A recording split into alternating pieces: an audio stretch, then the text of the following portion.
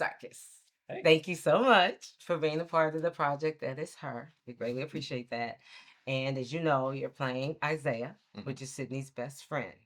Now, I wanted to share with you a little bit about who I feel Isaiah is, and if you have any questions, please ask me. Sure. Any concerns? Let's talk about it.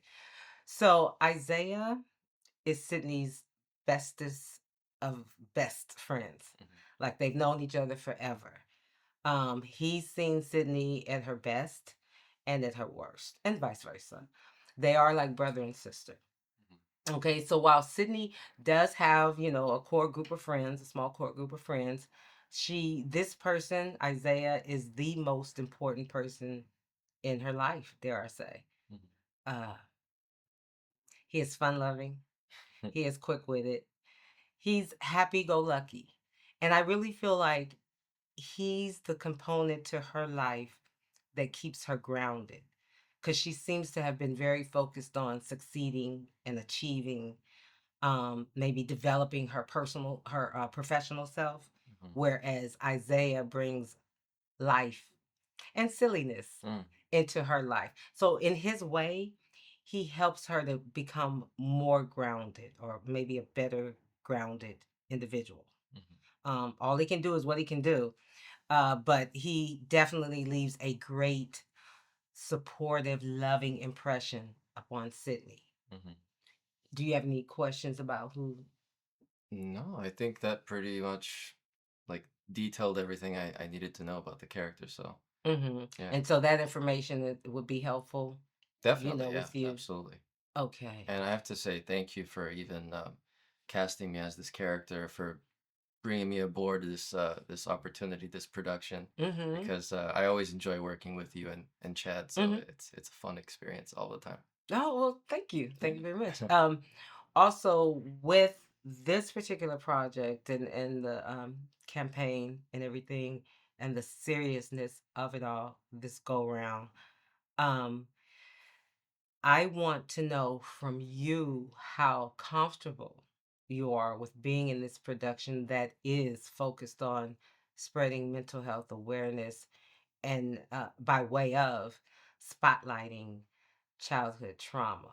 Because I know some of the actors and crew members, this is a very serious and sensitive topic. And some of us, many of us, know people who have been, diagnosed with having some form of mental health illness. So, with that being said, how comfortable are with this topic? I'm incredibly comfortable with it, especially as a person who has experienced mental health concerns myself.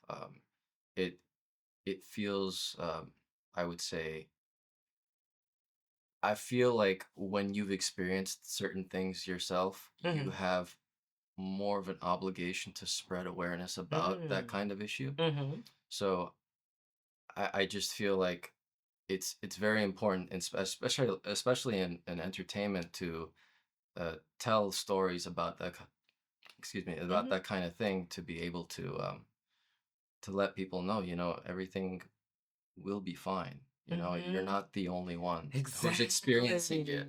Because I felt that when I was experiencing it, I felt like maybe I'm the only one who's going through this, but no, you're not the only one. So it's very important to spread awareness and tell people, like, it's not the end of the world. There's Mm-hmm. another day tomorrow. Mm-hmm. There's a brighter day, Exactly. So And you're not alone. exactly, You're you're not not unique alone. to this situation. Exactly. So it's definitely something that needs to be told. This kind of story. I agree, and thank you for saying that. And also thank you for sharing what you just shared, because I have had people that I've been friends with or been in the family who have had some form of mental health, and this particular project that Chad and I are producing her. Excuse me. My thing is that I really want to get across to adults Hmm. that you were once a child. And as that child, you may have experienced some trauma.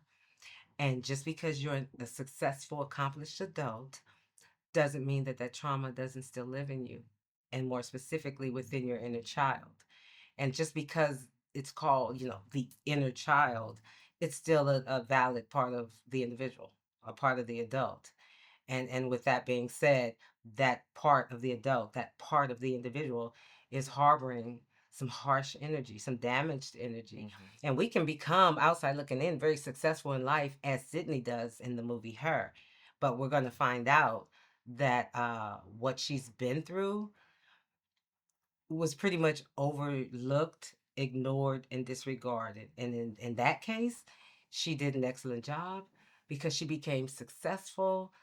But then on the flip side of that, we see her have a nervous breakdown. And that's one thing about Isaiah, is that in the story, he's away on business.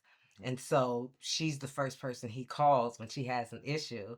And he's lighthearted and fun. And so he's kind of like dismissing her. Oh, it's just this, it's just that. But in all actuality, as it unfolds, we're going to see that it wasn't just this or just that. By the end of the movie, by the end of the story, we're going to understand that this successful, accomplished lady um, endured great trauma as a child. And as a result, is still harboring that trauma. And that trauma, as a result of not being resolved or healed, took on a life of its own. And that's what people don't, I always say, if you want to understand the adult you've become, communicate with the inner child you've abandoned. So yeah, and I feel like, thank you, thank you. I'm gonna put on t-shirts and sell it. But with the importance of your role, um, can't be stated in like a word or two or 18. Because we are watching someone endure a mental episode or have a psychological breakdown. Yet your character, like I said, your character in her life, Isaiah, has helped her to maintain some sort of semblance of normalcy. Now, in the beginning stages in the movie, and it's like a 19-page short, your sense of humor comes off. And you two even go back down memory lane and talk about karaoke night. So, all that is fun. But as it progresses, as her breakdown progresses, she get antsy. You get antsy from, the phone call. And then, like I said, it will culminate in her actually, I don't know what to say. I want to say like confronting or coming face to face with that inner child that she had abandoned. So I really want you to understand the heaviness of the role that you're playing. The lightheartedness, even though this is a serious project, the lightheartedness of Isaiah in the beginning is what I know you can do because I've seen you in things. And it's needed, it's warranted, and it will set the stage for how she unravels. Right. And I feel like Isaiah, in a way, is guiding her through that darkness. Mm-hmm. Yeah, because she doesn't necessarily realize it, but Isaiah is like there to calm her and Exactly. let her know, like, hey, we're gonna get through this, not just by yourself, but I'm here with you. Exactly. So yeah. So it's just like he's been there with her through all these years. He's with her now. Right. But he's still that energy. And I think a lot of times with people being affected with mental health issues, sometimes we laugh it off. They're having an episode, and they're talking to somebody over the left shoulder that we can't see, and we laugh and we joke like, "Yo, I'm over here," not realizing, wait, what's going on? Right. But just to let you know, Isaiah is not dismissive or unconscious or unaware of mental health issues within anybody. Okay, he's not that sort of friend. Right. He's just supportive to the end. And his natural energy is, like I said, lighthearted and fun loving. And so a lot of times when we don't know what to do, we just do what we can do, what we're comfortable with doing. Right. And so during her breakdown, and again, it gradually unfolds. So during that, your lightheartedness as Isaiah um, is needed.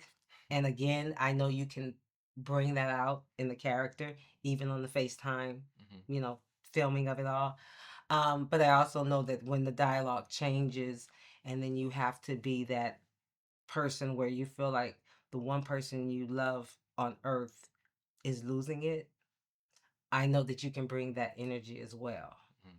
And so, Chad and I greatly appreciate your participation with her and bringing Isaiah to life and helping Karina as well as the other actors help us spread awareness for mental health Mhm. and the great need for healing and resolution regarding childhood trauma. Right. And so, is there anything else that did you have to ask of me about her? Because if not, I definitely want you to talk about some stuff that you're working on. I don't have any questions per se, but I am very much excited in exploring how this production will come to fruition and how Mm-hmm. we can complete it as this collaborative effort to tell this Exactly. important story that you have Mm-hmm. written and Chad is in support of. So Mm-hmm. it's such a it's an awesome experience to be able to do this and to tell a very valid story. Mm-hmm. Yeah. Mm-hmm. But in terms of what I have worked on and what I am currently working on, this year has been quite busy for me. It started with working on a feature called Pancake Man. I'm sure we all know Mm-hmm. about that. Yes. Pancake Man is a horror, well, a thriller slash horror kind of film, and I play KG, where I play a punk kid trying to initiate himself and his girlfriend into this gang called Mm-hmm. the Destroyers. So You did a great job. thank you, I Okay, appreciate you it, did. and it's a fun, silly character, and I feel like Exactly. it's definitely in line with what I am as a person. I'm very Mm-hmm. silly in person, so I did that. I worked on another horror film in Canada called Unseen. I was able to work on an animated feature, a very biblical story about the aftermath of Moses's Oh. story, which was really cool, called The Walls of Jericho. I believe it will be coming out soon next year. Okay. I was also in a Best Buy commercial, which was very interesting and fun.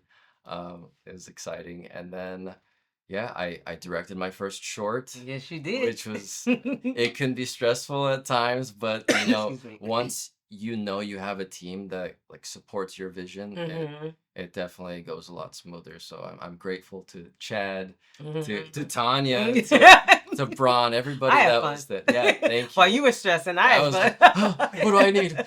Chad, do you know what I need? I know. But yeah, I'm grateful to everybody who pitched in to help out.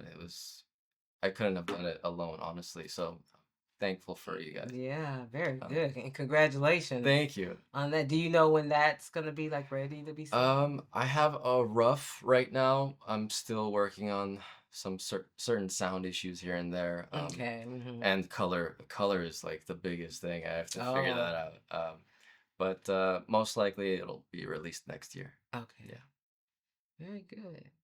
So, with that being said, again, just want to thank you from the bottom of my heart, from the center of my heart, for just agreeing to participate, for taking on the role of Isaiah, and again, that name is likely to change, Mhm. um, and not only for participating and taking on the role of Isaiah, it's because I know your capability.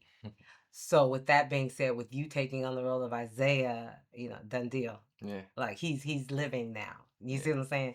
I feel like I have the people who are gonna bring these characters to life. And of course Isaiah is one of them. And so, Sarkis Isaiah at some point will be the same person. Right. And again, we cannot thank you enough. We're hoping to start filming in February. It might be March.